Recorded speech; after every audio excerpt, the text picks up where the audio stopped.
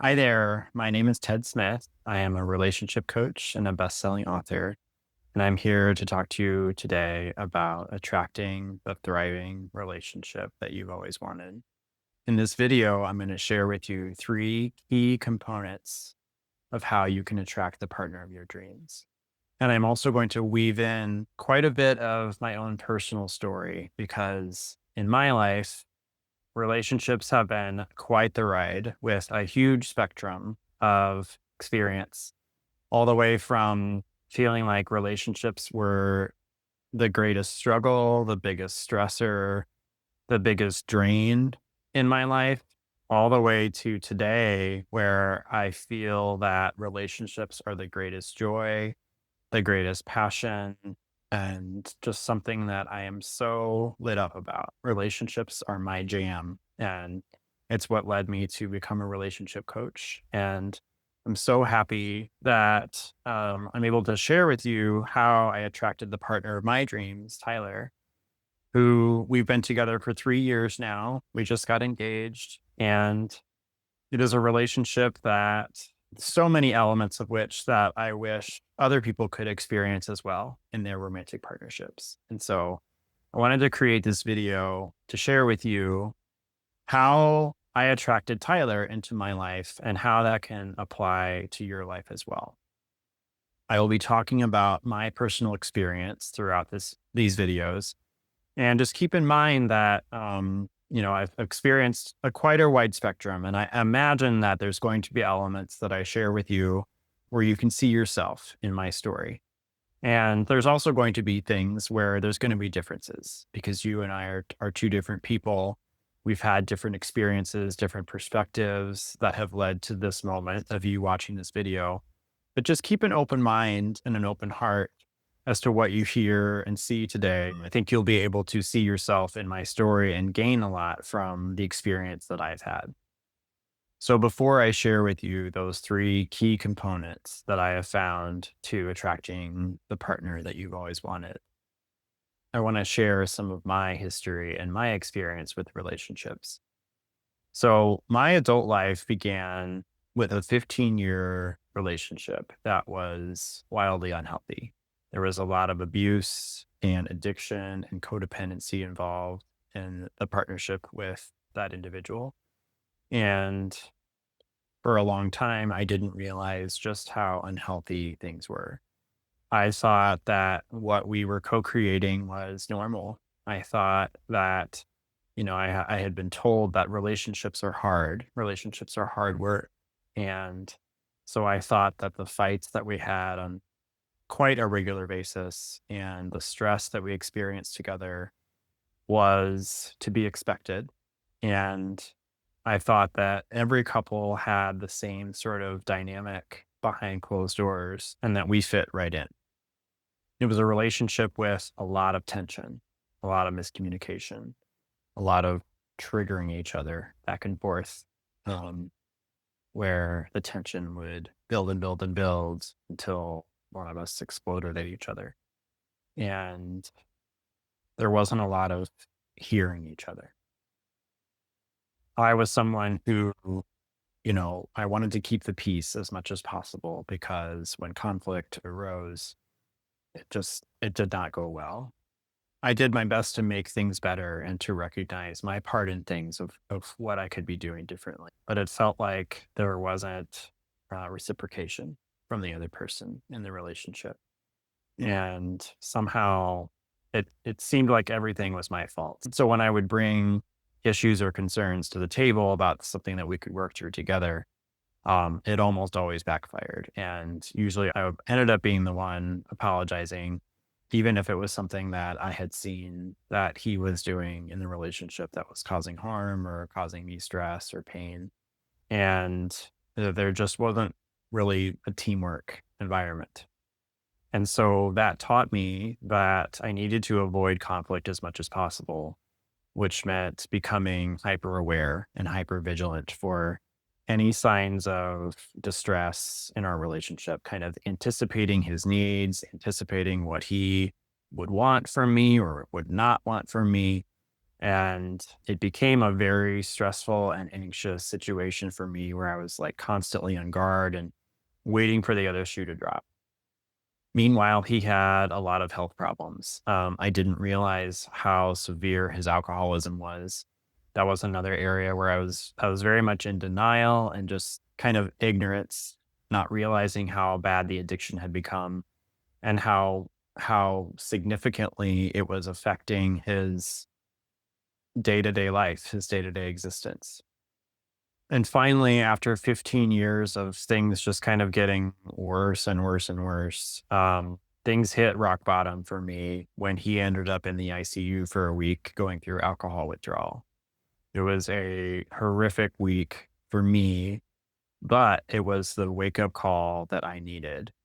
I finally realized that this was not working and I needed to get help. And so I finally started going to see a therapist and I began going to Al Anon meetings, which is a 12-step program for the loved ones of alcoholics. And by beginning to learn more about codependency and my role in the relationship and really learning the basics of loving myself and setting boundaries, things began to shift very quickly for me in my life. And within 3 months, I was ready to leave that relationship. I saw that things were not going to change. It didn't look like the alcoholism was going anywhere. And meanwhile, the way he treated me only got worse. And it didn't seem like things were ever going to get better, at least anytime soon. So I made the choice to leave that relationship and I became single for the first time at 32 years old. I continued to prioritize my healing, my growth. I was in therapy every week. I was going to Al Anon meetings every week. Very soon after leaving him, I stumbled across an online coaching organization called Gay Man Thriving, who provide relationship coaching to gay men. And it was the perfect fit for me. So I opted into that program and meanwhile continued doing therapy and was all in on personal development and healing and growth. And that continued to be the case for the next several years, really until today. I believe that prioritizing my own healing, my own self awareness, my journey of consciousness has been the biggest factor for me in now having the thriving relationship that I always wanted. And over the next few years, I had quite a lot of self discovery and transformation to experience. I continued receiving the coaching and the therapy. And meanwhile, eventually, I began to put myself out there and date other people. And I learned a lot from every relationship experience I had. I noticed that with each relationship that I had since leaving my ex husband, things just kept getting better and better. And it was pretty remarkable. It was really exciting. And I began to have my first experiences with healthy relationships where, you know, I could still remember in the first relationship that I had after my ex husband, where we had a disagreement about something and there was like zero arguing about it. It was just simply a difference of opinion. And I was like all anxious on the inside because I was waiting for there to be a blow up and there wasn't. And it was mind blowing to me that we could have a disagreement without it leading to a fight.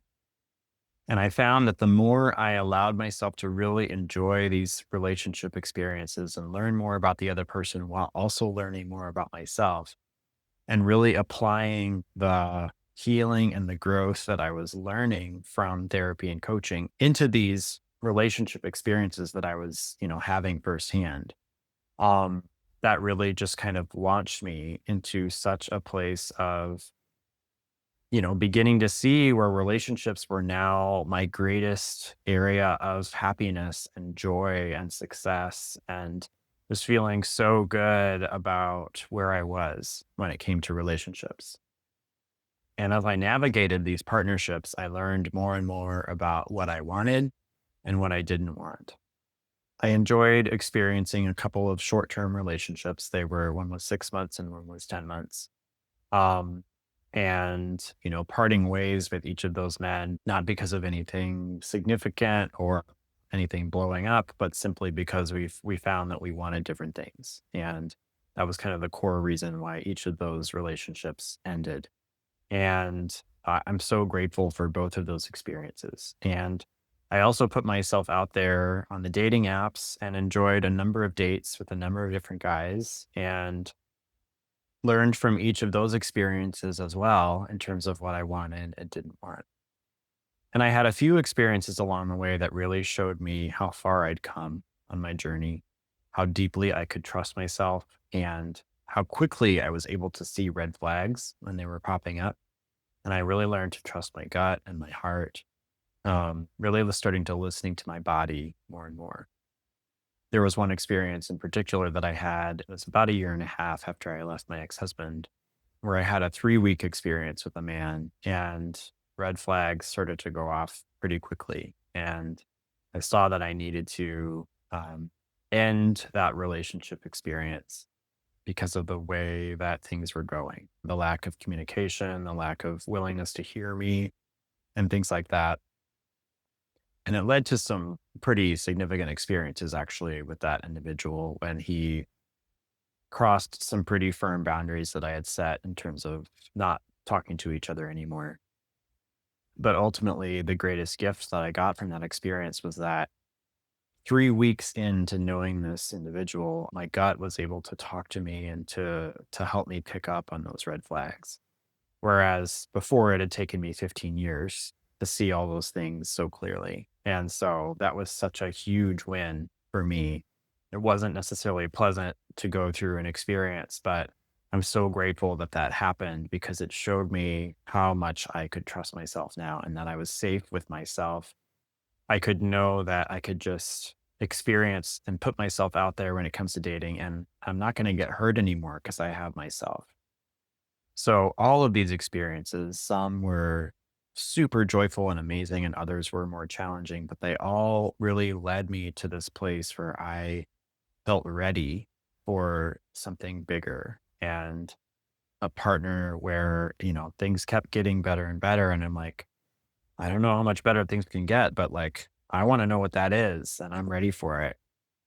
And I caught myself getting frustrated with the dating apps because it was giving me a lot of not great quality guys. There were some good conversations that happened and some nice first dates, but things weren't leading anywhere. And so, after those couple of short term relationships, I was more on the dating apps and single for a while and getting frustrated and feeling like I was hitting brick walls. And I started losing hope.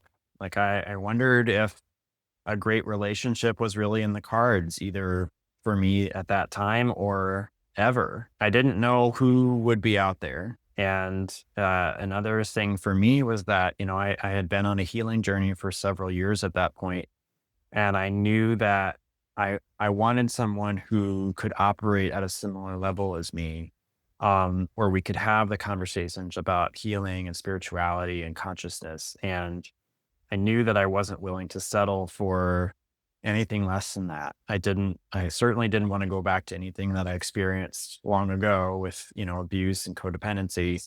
But there also was several levels beyond that I just was ready for something amazing in so many ways, not only healthy, but a truly thriving relationship. And eventually I realized that my approach with the dating apps could use some refinement.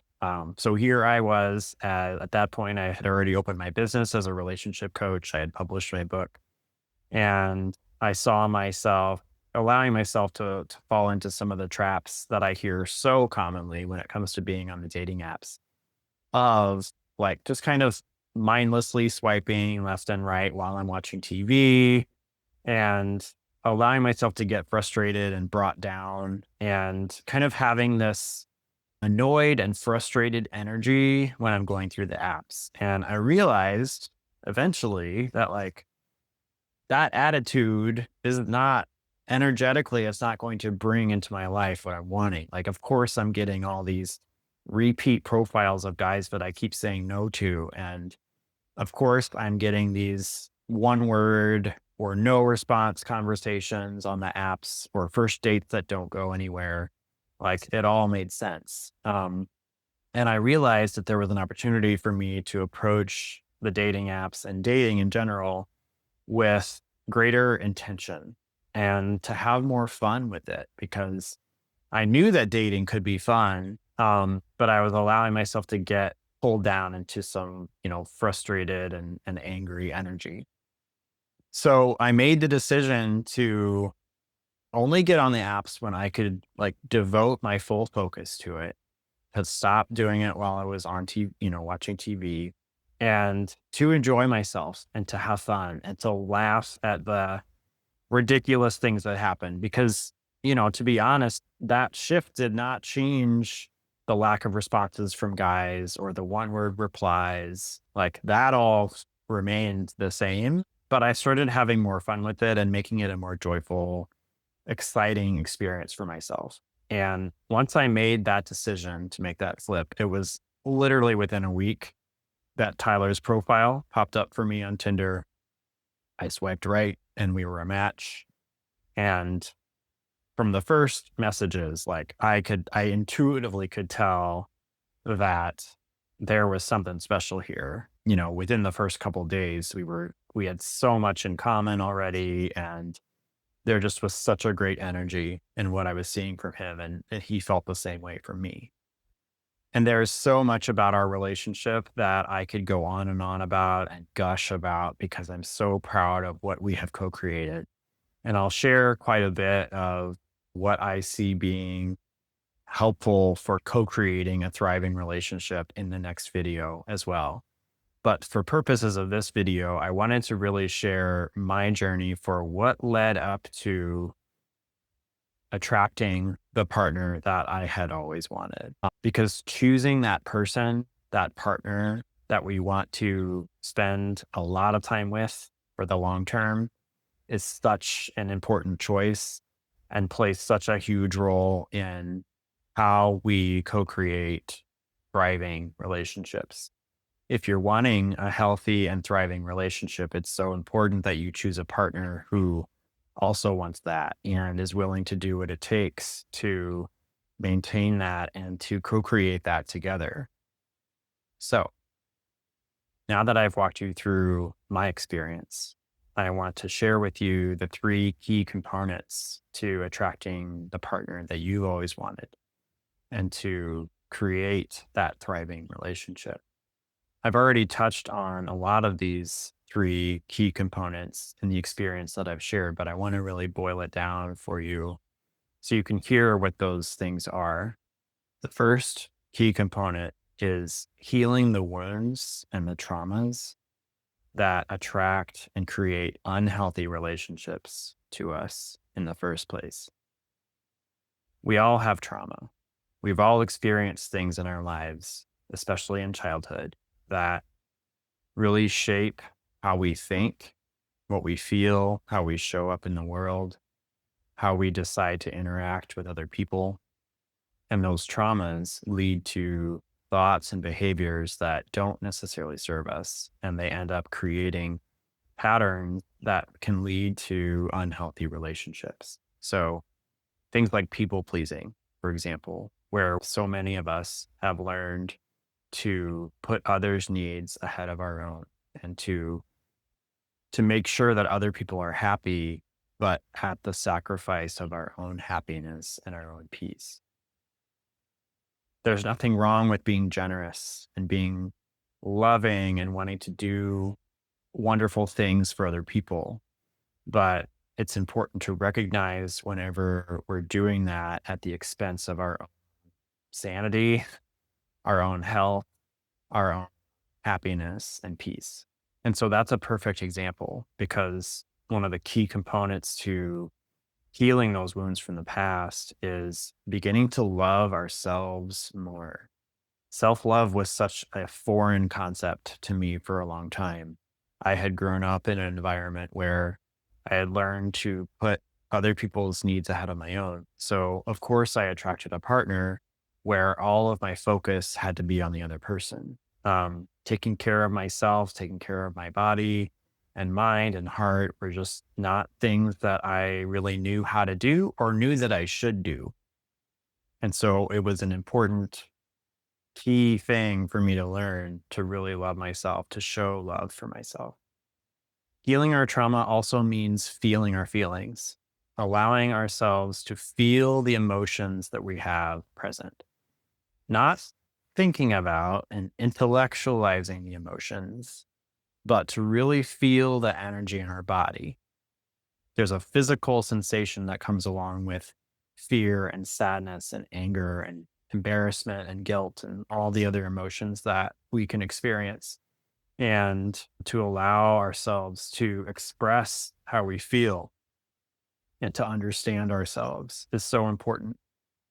And we can also begin to identify our limiting beliefs, things that keep us from really realizing our full potential, beliefs that have us stuck in thinking that things have to be a certain way, and beliefs that have us acting in certain ways that may not actually serve us. And building this self awareness of where we are now and where we've been to help shape our understanding of, oh, I feel this way in this situation because of this thing that happened is so important for cultivating a loving relationship with ourselves. Because we don't need to judge or criticize ourselves for getting triggered or for lashing out at other people. Once we know better, we do better. And when we can give ourselves grace for the people that we've been in the past, it allows us to recognize and to see our opportunities for growth and for healing and to evolve more quickly and more gracefully. For me, I had a whole lot to unravel when it came to healing my wounds and my traumas. A lot of stuff that led me to attract that 15-year relationship in the past and things that kept me there for as long as I was in that relationship. I had a lot of self worth to realize and self esteem to build. And I really had such a huge opportunity to love myself more. And once I did more and more of that, it just naturally happened that I was able to attract relationships that just got better and better. So I would assert that of these three components, healing your past traumas, your past wounds is arguably the most important. And it can also be the most difficult. But that is why I show up as a relationship coach and an emotional guide. It's why I got certified in practicing hypnotherapy to help my clients navigate a very similar journey where I can help you let go of those old energies that no longer serve you and to get clear on what you want going forward. And that brings us to the next step. The second component to attracting the thriving relationship that you want is to decide what you want. This step will take some self exploration and maybe some trial and error as well to figure out what you don't want and what it is that you do want. More than likely, you've had quite a lot of experiences in your relationships in the past that'll help you kind of determine the things that you don't want and the things that you do want. And oftentimes, when you're on a healing journey, it's quite possible that you've experienced more of what you don't want and maybe not so much of what you do want. So it might be unclear as far as, what's over here in this category. And the more you kind of do that healing and kind of release this stuff from your system and from your reality, the more that creates more space for inviting more of what you do want. And as those things happen, as those relationship experiences happen and you're able to enjoy them, like really allow yourself to anchor that in of like, oh yeah, this is what I want. And keep in mind that this doesn't have to just be specific to romantic relationships. Notice what it is that you love about your friendships and your relationships with family and your coworkers. What is it that you really love about the people that you feel closest to? And then you get to decide that that is what you're having. With that comes a building of your self worth to know that you are worthy of having what you want. And a fun thing that I've done myself on my journey and that I also guide my clients through is to visualize and really feel into what it is that you want. So, giving yourself time and space to close your eyes and meditate and really allow yourself to be there with your partner here and now and feel what it's like to be with this person. What are you talking about? What are you feeling? What are you doing together? Or maybe what are you not doing together? What does it feel like to just exist with this person? And give yourself space to do that regularly, because the more you allow yourself to feel what you want to feel here and now, the more you're going to attract more of those experiences in the future. And the third key component to attracting a healthy, thriving relationship is to take action. That means putting yourself out there, whether it's on the dating apps or going to social events. Once you know what you want, you get to put yourself out there in the arena where you can meet people. I've had a lot of conversations with people who do the dating thing for a while and they get frustrated like I did. And eventually they reach a point where they say, you know what? I'm done with this.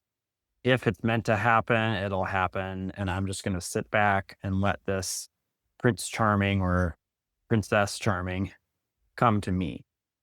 And things could happen that way. It's possible that you could attract a partner. It is important to kind of let go of the attachment to, I need this partner in my life. Just kind of letting go of that need and knowing that you'll be okay no matter what. However, when we put that signal out of like, I'm done dating, I'm not going to look anymore, that communicates to the universe that you don't necessarily want a partner. So I encourage you not to shut yourself off from the dating world and to instead allow yourself to be out there so that the universe is clear on what you want. And this gets to be fun. I know it can be easier said than done. Like I said in my story, like I experienced all sorts of frustrations, but make it a game with yourself. Like you can laugh at the silliness and the ridiculousness of the one word answers or the people who ghost you or the people who block you out of nowhere. None of that has anything to do with you. You are an amazing person. I don't even know who you are, but I can tell you that you're an amazing person. And the more you build your self worth and love yourself, like you're going to see that more and more clearly for yourself. And what's great about doing this work is that the more you build your own confidence and love for yourself, you're actually going to be energetically repellent to the people who won't treat you well. And you're going to instead attract the people who will treat you well and who will love you and appreciate you. It's pretty amazing. The other piece with taking action is it's important to allow yourself to take imperfect action and allow yourself to make mistakes and to learn from them without judging yourself or criticizing yourself for making mistakes. We learn by doing. There's a lot that we can do in therapy or with a coach to kind of move through these things and to heal our wounds and heal our traumas and become aware of our patterns. But a lot of it is going to become so much more clear when we're in the arena and we're actually experiencing relationships firsthand with a partner, with a date. And again, it doesn't have to be romantic. So experiencing that with friends and with family and with coworkers, like seeing how you are live with another person and paying attention to what's going on in your body and your mind as you're interacting with another person. And this stuff doesn't happen overnight. There's not a light switch for you to all of a sudden one day be healed and be ready for an amazing relationship. It is a gradual journey. And a healing journey is also not linear. So overall, things will get better and better for you. The kind of overall trajectory will look something like this. But on a day to day basis and a week by week basis, it might look something more like this, where there's going to be setbacks and there's going to be failures and there's going to be reasons to get frustrated and sad and angry and all the things, while also experiencing the wins and the joys and the successes and the fun. So allow yourself to keep going and to recognize the stumbling blocks and the obstacles as learning opportunities and that, steps along the way that are helping that trajectory overall move upward. So that concludes the first three components for attracting a thriving relationship. Number one, healing the wounds and the traumas that attract unhealthy relationships. Number two, deciding what you want. And number three, taking imperfect action. In the next video, I will share with you the 4 key skills to having a thriving relationship. So this video was all about leading up to attracting that thriving relationship, bringing it into your life. And now once you have that partner and you're experiencing the love of a thriving relationship, how can you continue to grow together? And that's what I'll be sharing in the next video. Thanks so much for joining.